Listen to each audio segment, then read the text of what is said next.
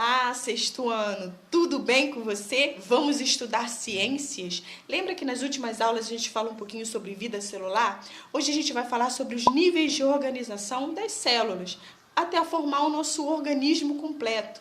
Você observa aí na sua primeira página do capítulo 6, que temos várias bonequinhas. Elas se chamam matrióticas. É como se a pequenininha fossem as células, a maiorzinhas, a célula vai formar os tecidos vão formar a maiorzinha, que são os órgãos, que vai formar a maiorzinha, que são os sistemas, que vai formar o organismo. Célula, a sua união forma tecido, sua união formam órgãos, a união de órgãos formam sistemas e a união de sistemas forma o nosso corpo.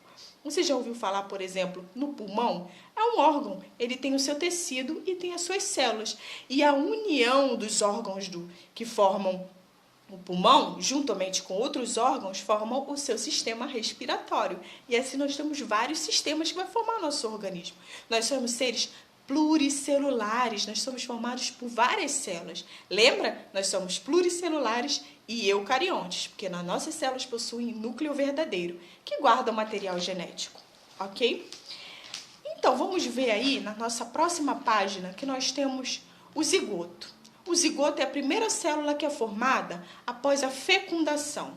Nós temos o óvulo, que é o gameta feminino, e o espermatozoide, que é o gameta masculino. Vários espermatozoides querem entrar lá dentro do óvulo, mas apenas um vai conseguir. Geralmente, às vezes entram mais, mas vamos colocar que dessa vez só vai entrar um. E aí vão acontecendo várias reações que formam o zigoto. O zigoto é a primeira célula que vai formar o bebezinho. E aí o zigoto começa a se transformar e aí criam 2 células, 4 células e milhares de células. E ali, nessa fase, se chama mórula. E aí dentro da mórula tem umas célulazinhas azuisinhas, você tá vendo? Elas são as células tronco. Essas células tronco que vão originar várias outras células do nosso corpo, como por exemplo, células do pulmão, células do coração, que vão formar os tecidos.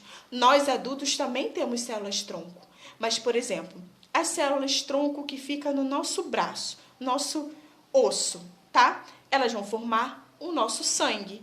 E aí por diante, de quando a gente é um embrião é diferente de quando a gente é adulto, ok? Nós temos agora os nossos tecidos. Vamos para a próxima página. Nós temos também os nossos tecidos, tá? Nós temos vários tipos de tecidos. Tecido epitelial, conjuntivo, tecido nervoso e tecido muscular. Sabe o que eles fazem? Assim como as células se unem para formar um tecido, eles vão se unir para desempenhar uma função para poder formar um órgão, tá? Então, um órgão pode ter vários tecidos, assim como um tecido tem várias células. Vamos ver aí como são as células de cada tecido? O tecido epitelial. Eles possuem células muito unidas. Elas fazem a função de proteção do nosso corpo, como, por exemplo, a nossa pele, a nossa boca, o nosso estômago. Ele tem tecido epitelial. E esse tecido epitelial, ele é muito importante para proteger a gente, porque ele é muito unidozinho, tá bom? Por exemplo, na nossa pele tem uma proteína que se chama melanina. Essa melanina é que dá coloração à sua pele. E quanto mais você vai pegando sol, essa melanina, ela vai aparecendo mais. Não que ela fique ali para sempre, né? Porque o que define a nossa cor está lá no DNA. Por exemplo, eu tenho a cor branca, né? Vamos supor. E aí, eu pego um pouquinho de sol. Eu vou ficar o quê? Bronzeada. É como se o meu corpo produzisse melanina por um tempo determinado, porque aquela não é a minha cor verdadeira. Mas vamos tomar cuidado, hein? Nós temos aí na próxima parte quais tipos de cuidado nós temos que ter quando nós vamos a locais que nós pegamos sol? Por exemplo, na praia. Você consegue observar aí na sua página 10 quais são os cuidados que você tem que ter? Passar protetor solar, óculos de qualidade, beber bastante água, entre outros, para poder a gente se proteger, tá? Porque não é só importante se bronzear, tem que estar protegido.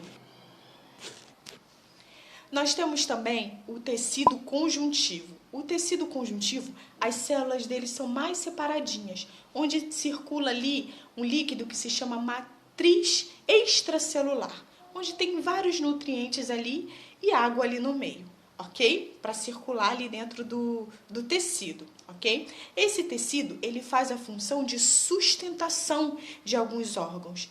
Como, por exemplo, nós temos exemplos de tecidos conjuntivos.